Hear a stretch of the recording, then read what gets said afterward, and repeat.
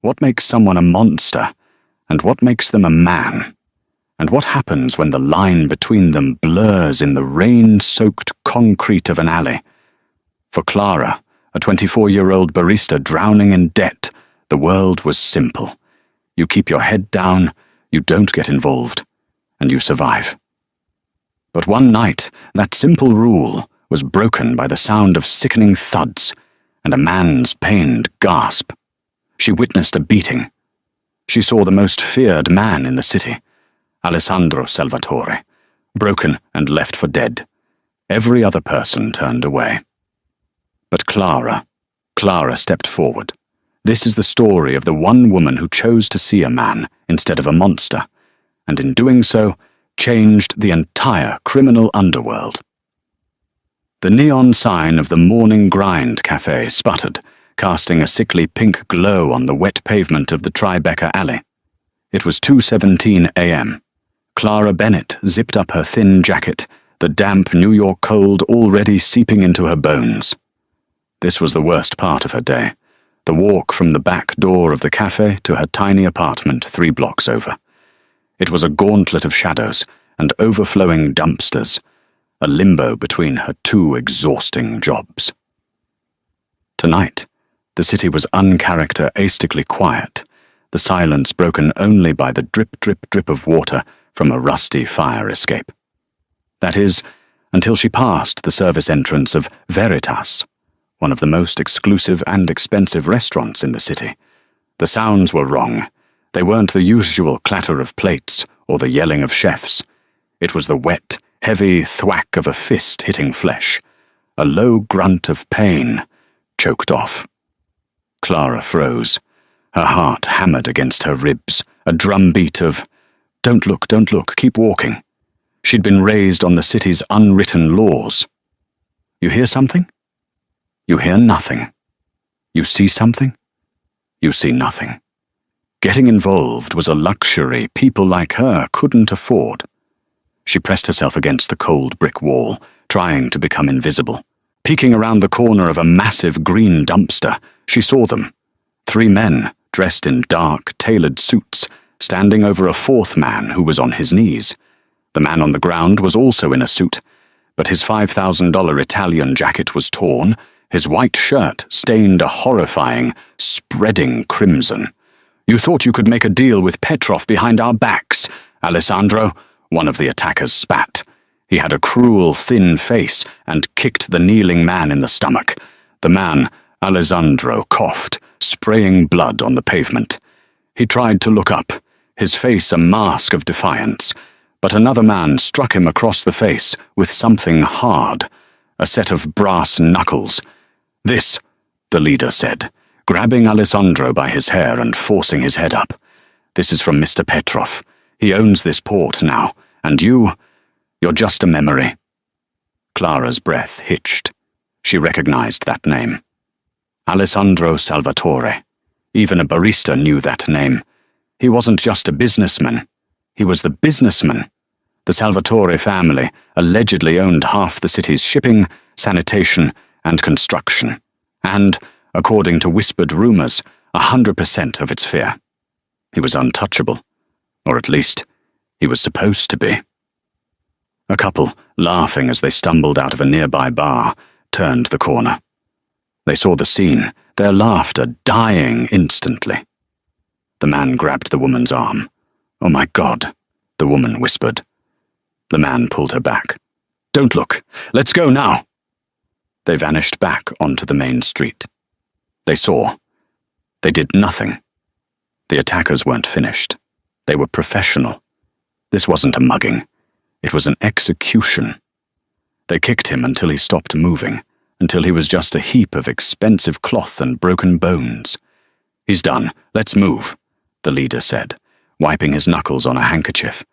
They melted back into the shadows, disappearing into a black sedan that idled silently at the end of the alley. Silence returned, heavier this time, broken only by the rain and the faint, ragged breathing of the man on the ground. Clara was shaking so hard she could barely stand. "Walk away, Clara. Walk away. This is not your business. He's a monster. He's a criminal. Let the monsters eat each other. She tried to move her feet.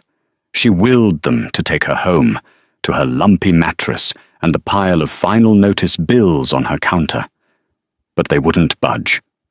She thought of her mother in the hospital bed, her breathing just as shallow and ragged in those final days. She remembered the doctors walking away the moment they decided she wasn't worth the fight anymore. No one deserves to die alone in the gutter. "Damn it," she whispered, the word a puff of steam in the cold air. Her feet moved, but not toward home. They moved toward the shadow crumpled by the dumpster. She dropped to her knees beside him, her cheap bag spilling onto the grimy concrete. "Hey," she whispered, her voice trembling. "Hey, can you hear me?" He was unconscious, his face already swelling, a deep gash bleeding profusely from his temple. He was drowning in his own blood. The old training kicked in. Clara hadn't just been a barista her whole life. She'd been 2 semesters shy of a nursing degree before her mother got sick and the tuition money evaporated into a mountain of medical debt. "Okay," she whispered, more to herself than to him. "Okay, first things first." Her hands, usually shaking as she handed off lattes, were suddenly steady. She ripped off her own scarf and wadded it, pressing it hard against the gash on his temple. "Pressure," she muttered. "Gotta stop the bleeding." She gently rolled him onto his side, into the recovery position, clearing his airway. His breathing immediately became less of a gurgle. He was alive. For now. She fumbled for her phone, her fingers slick with a blood that wasn't hers. She dialed 911. 911, what is your emergency? "There's a man," Clara said, her voice a high-pitched, anonymous squeak. "He's been beaten. Badly. In the alley behind Veritas in Tribeca. He needs an ambulance. Now." "Ma'am, what's your name?" Clara hung up. She knew she should run. The sirens would come, and they would ask questions she couldn't answer. But she looked down at the man. Alessandro Salvatore. The boogeyman of the 5 boroughs. His hand, which probably signed death warrants, was lying palm up, open and vulnerable. She couldn't leave him. Not yet. She kept pressing the scarf to his head. "Stay with me," she whispered to the unconscious man. "You're a bastard, I'm sure. But you're not dying tonight. Not here." In that moment, his eyelids flickered. His dark eyes, unfocused and glazed with pain, found hers. He saw her. Just for a second, he saw a young woman with terrified brown eyes and a cheap jacket kneeling over him like some kind of gutter angel. Then he was gone again. Clara heard the distant wail of sirens. Her self-preservation finally screamed louder than her conscience. She pulled her scarf back. It was ruined, soaked. She stood up, backing away into the shadows. She ran the 3 blocks home, her heart pounding a new rhythm.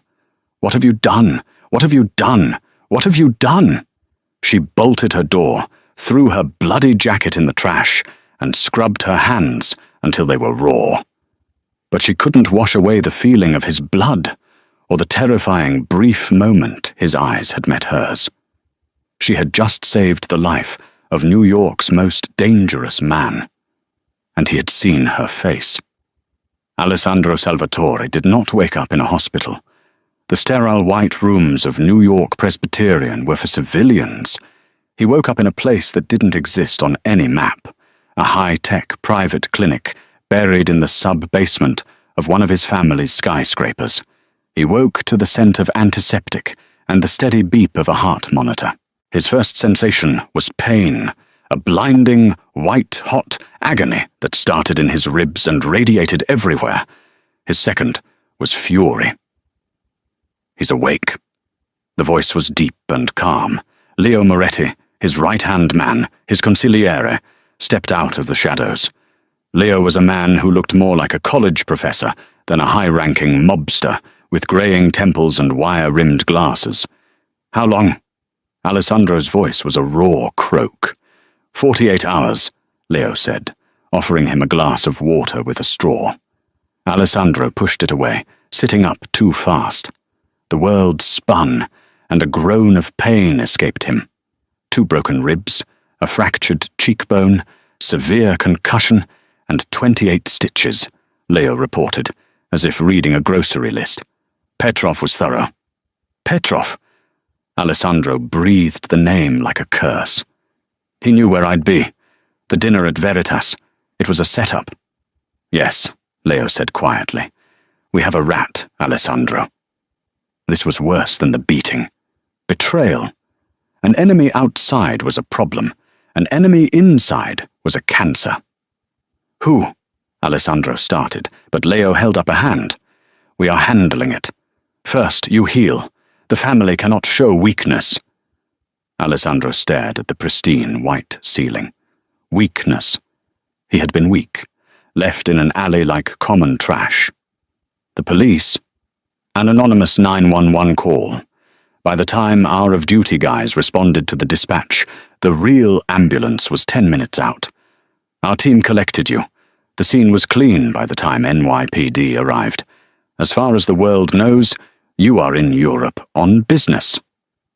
Alessandro nodded. Leo was perfect, but something was itching at the edge of his memory, a fragment from the darkness. There was someone else, he whispered. After they left. Before your men. Leo's expression tightened. There were no witnesses, Alessandro. The street was empty. The couple from the bar ran. No, not a witness. Alessandro's hand went to his temple, where the stitches pulled at his skin. Someone helped me. They turned me onto my side. They put pressure on my head. He closed his eyes, trying to summon the image. A woman. Young. Scared eyes. Leo frowned. Sir, you had a major concussion. You were likely hallucinating. Was I? Alessandro opened his hand, clutched in his palm, stuck there by his own drying blood, was a small, round object. It was a cheap 2-inch button pin, the kind you get from a gumball machine or a tourist shop. It was a cartoon drawing of a grumpy-looking coffee bean with the words, "Don't talk to me before this." Leo's eyes widened. Where did you get this? She dropped it, Alessandro said. She was real. She saved my life. He stared at the pin. This stupid, cheap piece of plastic. It was the only clue. Find her, Alessandro commanded, his voice no longer the weak rasp of a patient, but the steel blade of the Salvatore boss. Leo hesitated. To thank her? Alessandro's dark eyes met his. To find her. No one sees me like that and just walks away. No one. I don't know if she's a threat, a loose end, or a guardian angel, but I'm going to find out. Check every coffee shop, every diner, every tourist trap within 10 blocks of that alley. Find the woman who wears this pin. And when we do, you bring her to me, unharmed. Alessandro's grip tightened, the edges of the pin digging into his palm. I owe her a debt, and the Salvatores always pay their debts, one way or another. For the next week, Clara Bennett lived in a self-made prison of anxiety. She worked her shifts at the morning grind on autopilot, her hands shaking so badly she spilled more coffee than she served. Every time a police car wailed in the distance, she jumped. Every time a man in a dark suit walked past the cafe window, her heart stopped. She'd seen the news. Alessandro Salvatore had not been reported injured. In fact, a society paper mentioned he was seen at an exclusive charity auction in Rome. It was a lie. She knew he was here, in the city, healing, or maybe he was dead, and she was the only person on Earth who knew how he died. She didn't know which was worse. She was scrubbing the espresso machine on a slow Tuesday afternoon, the cafe empty, save for an old man reading a newspaper in the corner. The bell on the door jingled. Clara didn't look up. "Be with you in a second," she called out, her voice muffled by the rag. "Take your time." The voice was low, rich, and smooth as velvet. It sent a chill straight down her spine that had nothing to do with the draft. She turned. He was standing in the middle of her cafe, his presence sucking all the air out of the room. It was him, Alessandro Salvatore. He was not the broken man from the alley. He was terrifying. He wore a black, impeccably tailored suit that probably cost more than her apartment. A pair of sunglasses rested on his head, pushing back his dark hair. The only sign of the attack was a faint, angry-looking scar that disappeared into his hairline and a slight shadow of a bruise under his left eye, expertly covered but not invisible. He was looking right at her. Not at the menu, not at the pastry case. At her, he knew. What can I get you?" Clara stammered, her hands gripping the wet rag. He took a slow step toward the counter, his eyes scanning her face, her uniform, her name tag. "Clara," he read aloud. It sounded less like a name and more like a verdict. "A black coffee," he said. She turned to make it, her movements jerky and uncoordinated. She could feel his eyes on her back. She fumbled with the filter, spilling grounds on the counter. "Just a customer. He's just a customer. He doesn't recognize you. It was dark. You were a shadow." She finished pouring the coffee and slid it onto the counter, careful not to let her shaking hands show. "That'll be $3.50. He didn't reach for his wallet. Instead, he placed something small on the counter and slid it toward her. It was her pin, the one with the grumpy coffee bean. Clara's blood ran cold. She stared at it, unable to breathe. "I believe this is yours," Alessandro said, his voice dangerously soft. She looked up, meeting his intense, dark gaze. There was no recognition in them, not of his savior, only the cold, appraising look of a predator. Where did you find this?" she whispered. "In an alley, near Veritas," he said. "It was a very bad night, for a friend of mine. You see, this friend was attacked, left for dead. But someone helped him. Someone called 911. Someone stopped the bleeding. Was that you, Clara?" She couldn't speak. A nod was a confession. A denial was a lie he would see through. He leaned in slightly, his voice dropping to a conspiratorial whisper. The old man in the corner was oblivious. "Don't be afraid. I'm not here to hurt you. If I wanted to hurt you, you wouldn't be making me coffee." I don't know what you're talking about," she lied, but her voice cracked. He smiled, but it was a cold, thin expression that didn't reach his eyes. "Yes, you do. I saw your eyes. Just before I passed out. I've been seeing them every night since." So he did remember. This was it. She was going to be disappeared. I should have just walked away," she said, tears welling up in her eyes out of sheer terror.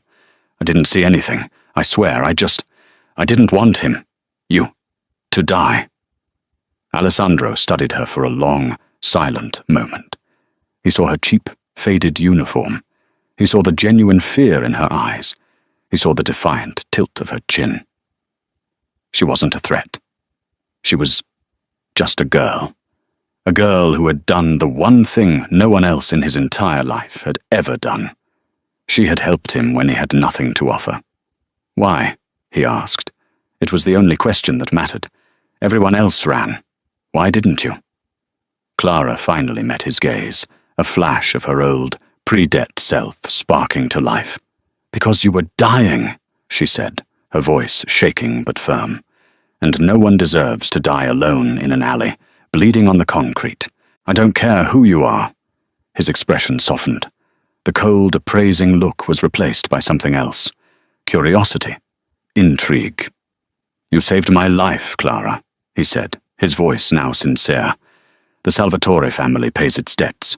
Name your price. What do you want? Money? A new apartment? A new car? It's yours." Clara stared at him. "Money. That's what it always came down to. He thought he could buy her silence, buy her act of kindness. The same terror that had paralyzed her moments ago twisted into a cold, hard anger. "I don't want your money," she spat, pushing the pin back toward him.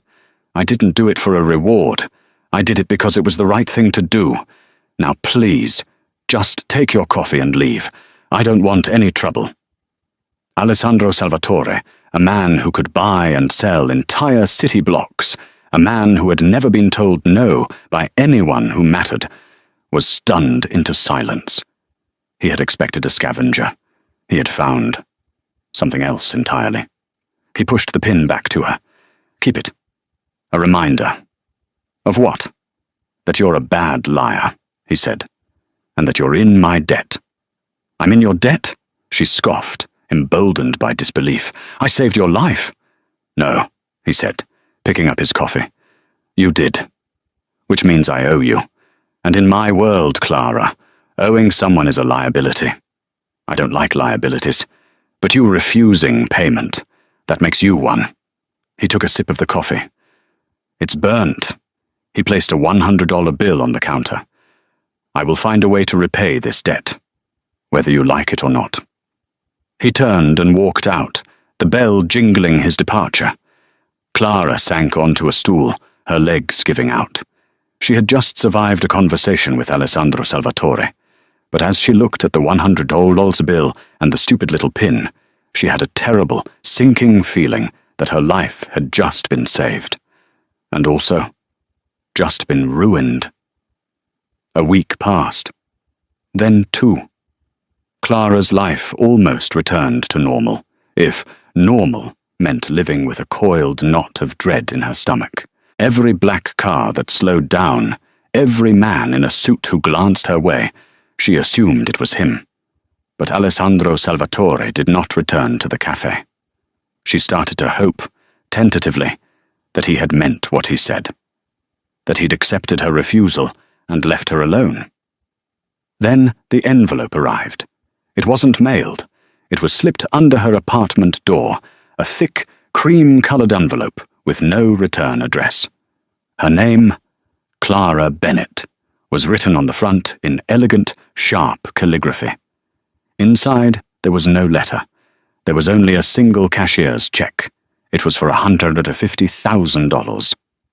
In the memo line, a single word was written. Paid. Clara's hands shook. This was more money than she had ever seen.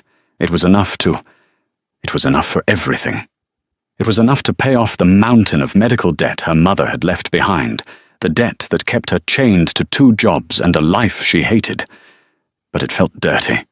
It felt like blood money. She was furious. He had invaded her life, her cafe, and now her home. He had taken her one selfless act and put a price tag on it. She didn't know how, but she had to give it back. She couldn't go to his business. She didn't even know where it was. But she knew where he'd been that night. Veritas. That evening, she put the check in her pocket, put on her best and only coat, and walked to the restaurant. She didn't have a reservation. She stood outside, by the service alley, that alley, waiting. She didn't know what she was doing. She just knew she couldn't keep the money. After an hour in the cold, a black sedan, so dark it seemed to drink the light, pulled up to the curb. Leo Moretti, the man with the professor's glasses, got out of the passenger side. He opened the back door. Alessandro Salvatore emerged. He was dressed for dinner, a dark grey suit and a silver tie. He looked every inch the powerful CEO the papers claimed he was. He saw her immediately. He didn't look surprised. He looked expectant. "Clara," he said, his voice neutral.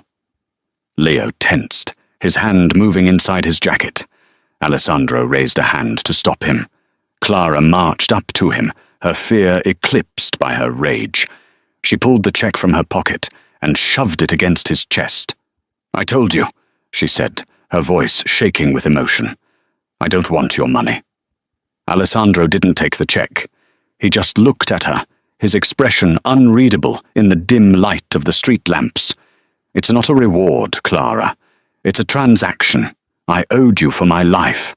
Now the books are balanced." "My life isn't a ledger," she cried, attracting the attention of the doorman. "You can't just balance the books. You think this makes it even? You think you can just throw money at the barista who saw you bleeding in a gutter and she'll disappear?" "Yes," he said simply. "That is generally how it works." "Well, I'm not generally," she was yelling now. "I won't be one of your problems that you pay to go away. I saved your life because you were a human being, not because you were a bank account. Take it back." He stared at her, this tiny, furious woman standing in the street, defying him. He saw the fire in her eyes, the same stubborn spark he'd seen in the alley. No one spoke to him this way. No one. They were either too scared or too obsequious. A slow, genuine smile touched his lips. It transformed his face, making him look younger and far more dangerous. "You," he said, "are fascinating." He finally took the check from her hand. Clara let out a breath she didn't know she was holding.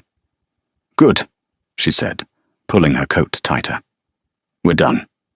"No, we're not," he said, tucking the check into his inside pocket. "I paid a debt." "You refused. This means you have insulted me." Clara's stomach dropped. "Insulted you?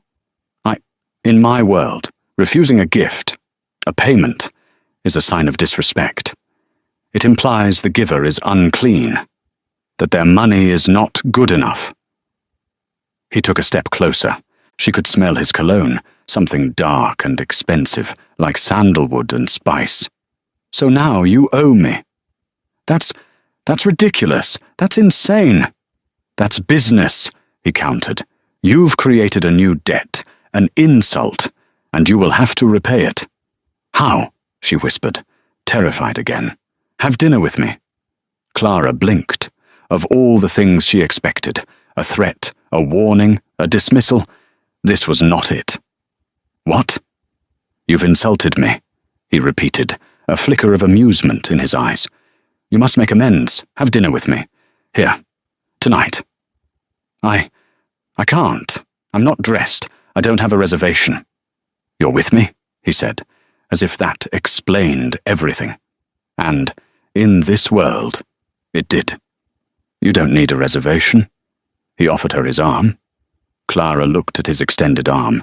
It was a lifeline and a noose, all in one. She looked at the restaurant, a symbol of a world she would never belong to. And she looked at him, the most dangerous man she'd ever met. If she said no, what would happen? He had her address. He knew her name. He had just demonstrated he could find out her most private financial details. She was already in his world. She had stepped into it the moment she knelt in that alley. Running was no longer an option. "One dinner," she said, her voice small. "To clear this insult. And then you leave me alone. For good." "We'll see," he said. Trembling, Clara Bennett took the arm of Alessandro Salvatore. The doorman, who hadn't even looked at her moments before, scrambled to open the door, bowing his head. "Good evening, Mr. Salvatore. Your table is ready?" As she walked into the warm, golden light of the restaurant, leaving the cold alley behind, Clara felt the soft, velvet-lined steel of the trap snap shut around her. She was in the lion's den. But she hadn't been dragged. She had walked in. The dinner was a surreal experience. Clara, in her $30 coat and worn-out boots, sat across from Alessandro Salvatore in a private alcove at Veritas. Waiters, who looked like they moonlighted as assassins, treated her like royalty. They never made eye contact with her, only with Alessandro. "You're not eating," he observed, gesturing to her untouched plate of seared scallops. "I don't have much of an appetite," Clara said, her hands knotted in her lap. "You're afraid of me," he stated. It wasn't a question. "Shouldn't I be?" "Yes," he said honestly. But not for the reasons you think. I will not harm you, Clara. You have my word. And my word is the only currency that matters. He was different than she'd expected. He wasn't a brute. He was intelligent, precise, and he listened, really listened, when she spoke. He asked her about her life, about her nursing school, about her mother. She found herself telling him things she hadn't told anyone. He, in turn, spoke of his family. Not the family, but his actual family. His grandfather, who had come from Sicily with nothing. His father, who had built the shipping empire. He painted a picture of legacy, duty, and honor. It was seductive. He was seductive. He was showing her the man, not the monster. But that night, she finally dared to ask, the men who attacked you, you said Petrov. Alessandro's face hardened, the warmth vanishing like a snuffed candle. Petrov is a Russian animal who doesn't understand boundaries. He moved on my territory. He will be dealt with. And the rat, she whispered. You said you were set up. His eyes bored into hers. You don't miss a thing, do you? He leaned forward. Yes, there is a rat. Someone in my inner circle. Someone who knew my schedule, my route, the fact I would send my primary security detail ahead to the meeting. Someone I trusted. Who? If I knew that, they would already be in the East River, he said, with a chilling finality. My consigliere, Leo, is investigating. He suspects everyone, as he should. This was her chance, her out. This is your world, Alessandro, not mine. I can't be a part of this. You're already a part of it, he said softly. You saved my life, and you've had dinner with me. In my world, that makes you mine to protect, whether you like it or not. I don't need your protection, don't you? He countered. That cafe you work at, the manager, a man named Thomas, has been skimming from the register, and from your tips, and that apartment you live in. The landlord is planning to renovate and triple the rent, forcing you out. Your world is not as safe as you think. Clara was speechless. He had investigated her. Thoroughly. Don't worry, he said, taking a sip of wine. Thomas will be fired by morning, for accounting errors. And your landlord has had a sudden change of heart. He will be offering you a new 5-year lease at your current rate. You can't just do that. I just did. This is what I do, Clara. I fix things. I protect what is mine. She was trapped. This wasn't a cage of steel bars. It was a cage of golden protection, of solved problems. It was terrifying. The dinner ended. He walked her out. His black sedan was waiting. Leo will take you home, he said. And you? I have a meeting about the rat. He was about to get in a separate car when a man rushed out of the restaurant. He was balding, sweating, and carrying a briefcase. He looked like an accountant. Mr. Salvatore, sir, he called out, skidding to a halt. The quarterly reports, you forgot them. Leo asked me to... Alessandro held up a hand, silencing him. Riccardo, calm yourself. You're jumpy. Yes, sir. Of course, sir. It's just... With the Petrov situation, everyone's on edge. Riccardo handed the briefcase to Leo, and in that moment, Clara saw it. It wasn't Riccardo. It was the man he was with. A tall, gaunt man in a dark suit had followed Riccardo out and was standing just inside the restaurant's doorway, trying to look inconspicuous. He had a long, jagged scar running down his left cheek, from his eye to his jaw. Clara gasped. Alessandro turned to her. What is it? Him, she whispered, nodding toward the man in the doorway. The scar. I've seen him before. Alessandro and Leo both went rigid. Where? Alessandro's voice was a blade. The night of the attack, Clara said, her mind racing, piecing it together. I get the old pastries from Veritas for the cafe sometimes. I was here earlier that evening, picking up a box from the kitchen. I saw that man, in the alley." "He was one of Petrov's men?" Leo asked. "No, not then," Clara said, shaking her head. "It was hours before. He was talking to him." She pointed. "Not at the man with the scar?" She pointed at the sweating, terrified accountant. "He was talking to Ricardo," Clara said. "They were arguing. It was heated. I remember thinking it was strange. Ricardo gave him an envelope. And the man with the scar, he looked like he was threatening him." Silence. The entire street seemed to fall silent. Ricardo's face went white. He looked from Clara to Alessandro to the man in the doorway, who now realized he'd been made. Alessandro's face was carved from ice. He looked at his accountant, a man who had been with his family for 20 years. Ricardo. Ricardo dropped his briefcase. He turned and sprinted down the street. "Leo," Alessandro said quietly. Leo didn't hesitate. He was moving before Ricardo had taken a third step, tackling him to the pavement. The man with the scar tried to pull a weapon, but Alessandro was already on him, disarming him with a brutal, practiced efficiency that left the man breathless and clutching a broken wrist. It was over in 10 seconds. Alessandro straightened his tie. He looked down at Ricardo, who was weeping on the sidewalk, pinned by Leo. "So," Alessandro said, his voice terrifyingly calm. "The rat." He turned and looked at Clara. She was pale, shaking, but she was holding his gaze. She hadn't screamed. She hadn't run. He realized with a sudden, startling clarity that she hadn't just saved his life. She had just saved his family. "Get in the car, Clara," he said. It wasn't a request. "Leo, bring Ricardo. We're going for a drive. And you," he snarled at the scarred man, "are going to tell me everything." The drive was the most terrifying 20 minutes of Clara's life. She sat in the back of the sedan, pressed against the plush leather. Alessandro sat beside her, perfectly still, radiating a cold fury that was more frightening than any yelling. Leo drove.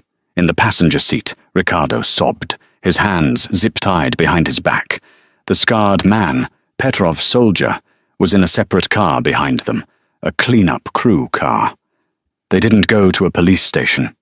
They went to a warehouse in the Red Hook shipping yards, a massive, dark building that smelled of salt and rust. The Salvatore name was painted on the side in faded letters. They were dragged inside. The warehouse was empty, except for a single chair under a bare, hanging bulb. "Put him in the chair," Alessandro ordered. Leo and another man, who had appeared from the shadows, strapped Ricardo down. "Alessandro, please!" Ricardo begged, his face slick with tears and sweat. "Please, I had to. They had my son. They had pictures. They knew where he went to school." Alessandro stood in the shadows, just outside the circle of light. "You've been skimming from me for 5 years, Ricardo. Don't lie to me. Not now." Ricardo's sobs hitched. He was caught. It started small, just to cover some bad investments. But it grew, and they found out. Petrov's people. They said they'd expose me to you, or I could give them something bigger, a way to forgive my debt to them. "So you gave them me," Alessandro said, his voice flat. "They were just supposed to rough you up, to scare you. Not that. I swear." "You set me up to be murdered," Alessandro corrected him, "and you let me hunt for a rat, pointing fingers at my most loyal men, while you sat in your office, counting my money. I'm sorry. Boss, please." Alessandro stepped into the light. His face was a mask of cold judgment. "I am not a forgiving man, Ricardo." Clara, who had been shrinking by the door, couldn't stay silent.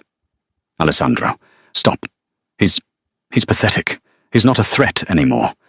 Let him go. Just let him go." Alessandro turned to her, his eyes unreadable. This is my world, Clara. This is what protection looks like. This is the fixing I do. You wanted to see the monster? Look. He turned back to Ricardo.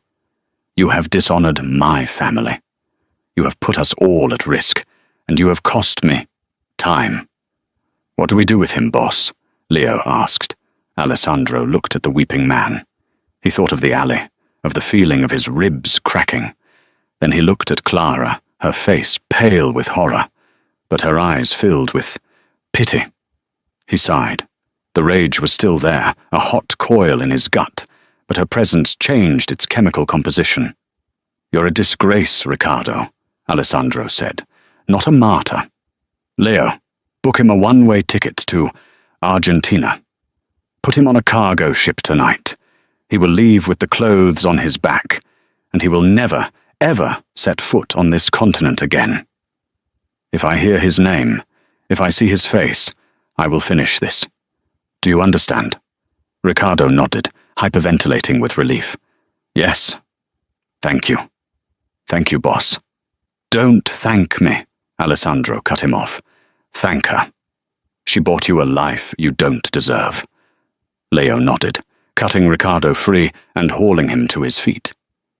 And Petrov's man? He, Alessandro said, his voice turning to gravel, will be our messenger. He's going to go back to Petrov and tell him exactly what happened. He's going to tell him that I know, and that I'm coming. An hour later, Alessandro walked Clara back to the car. The warehouse was quiet again. The problems had been handled. You should have been disgusted, he said, as the car started to move, leaving the dark docks behind. You should have run screaming. Clara was quiet for a long time, watching the city lights blur past the window. I was disgusted, she said, her voice barely a whisper. And I am terrified, but you let him go. Exile is not forgiveness, he said. It's not a bullet in the head, she countered. She turned to look at him. You showed mercy. Don't call it that, he snapped. It was a tactical decision. He's more useful as a ghost in South America than as a body in the harbor. It sends a different kind of message. Clara shook her head. You're lying. You did it for me. You didn't want me to see you do that. Alessandro didn't answer. He just stared out the window. They drove in silence, the chasm between their two worlds wider than ever, but at the same time, a strange, terrifying bridge was being built across it. When they reached her apartment, he got out and walked her to the door. The broken lock from his investigation had been replaced with a heavy-duty steel one. You're safe now, he said. The rat is gone, and Petrov will be too busy watching his back to worry about a barista. So this is it? She. The debt is paid? You'll leave me alone now? The words, which she had longed to hear, now tasted like ash in her mouth. Alessandro looked down at her. He saw the woman who had saved him, the woman who had unmasked his traitor, and the woman who had, in the span of a few hours, seen the very worst of him, and was still standing there. He reached out, his hand hesitating before his fingers gently brushed her cheek. It was the first time he had touched her with anything other than polite formality. His touch was warm. I can't, he whispered. You promised, she breathed. I promised you dinner. I promised to repay my debt, he said, his eyes intense. But I can't leave you alone, because, Clara, in all my life, you are the only person who has ever seen me, the real me. The one bleeding was the alley, and the one in the warehouse. And you're still here.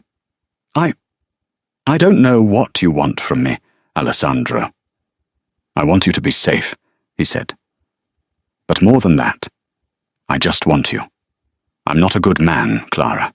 I am everything you should run from. But I think you might be the only good thing I've ever found. He leaned in, his intent clear. This wasn't a request. It was a confession. Tell me to go, Clara, he whispered, his lips an inch from hers. "Tell me to walk away, and I will. This is your last chance. Because if you don't, I will never let you go." Clara's heart was hammering. Her mind screamed, "Run." This was a killer. This was a monster. This was a life of darkness and fear. But she looked into his eyes, and she saw the man from the alley, the man she had refused to let die alone. She didn't tell him to go. She rose on her toes, and she kissed him. It was not a gentle kiss. It was desperate, and full of fear, and anger, and a terrifying, undeniable passion. It was the collision of two worlds. It was the acceptance of a fate she had sealed the moment she stepped forward. The next 6 months were a blur. Clara Bennett, the barista, ceased to exist. At first, Alessandro was true to his word. He protected her. He moved her into a penthouse apartment with bulletproof windows and a view of Central Park. He gave her a credit card with no limit. He surrounded her with security.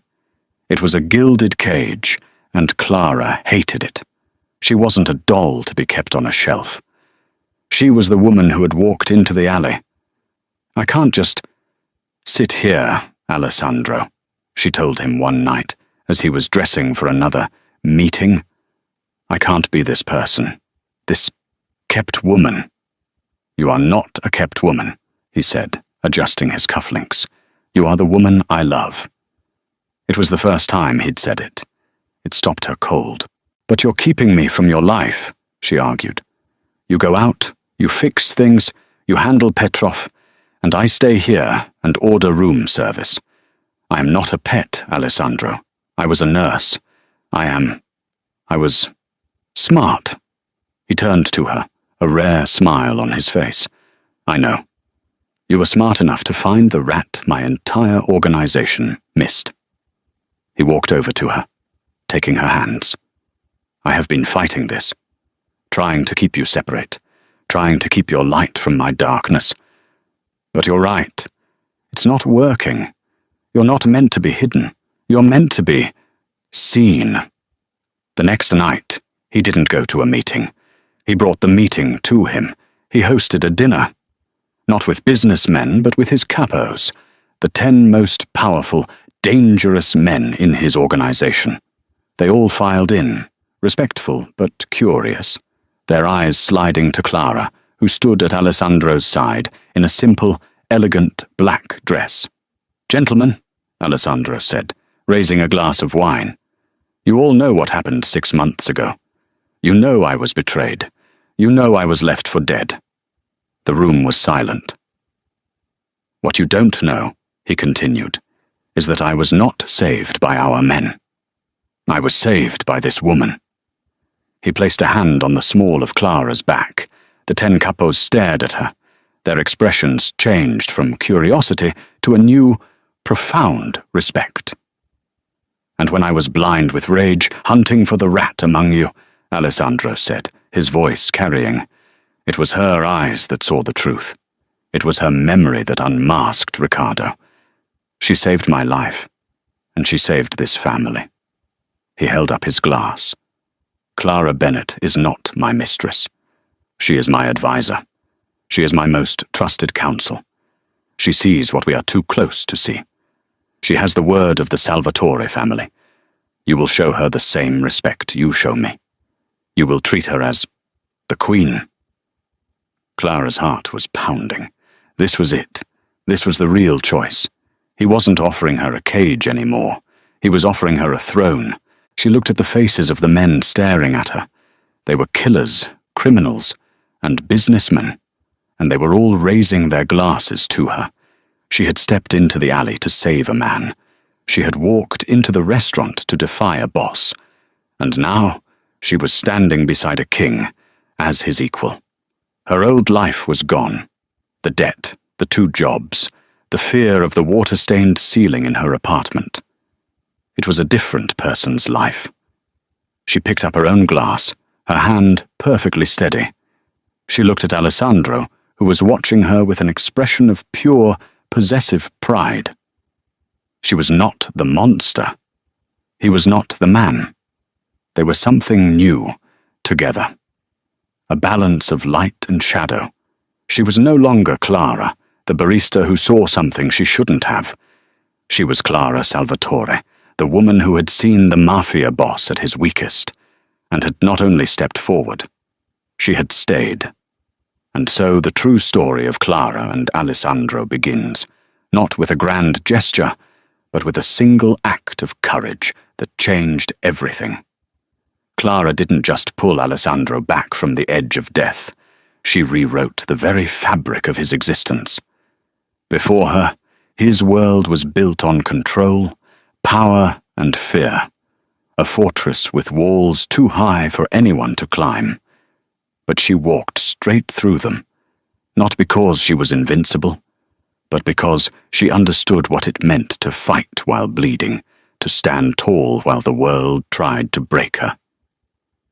She taught him that real strength isn't about being untouchable, flawless, or ruthless.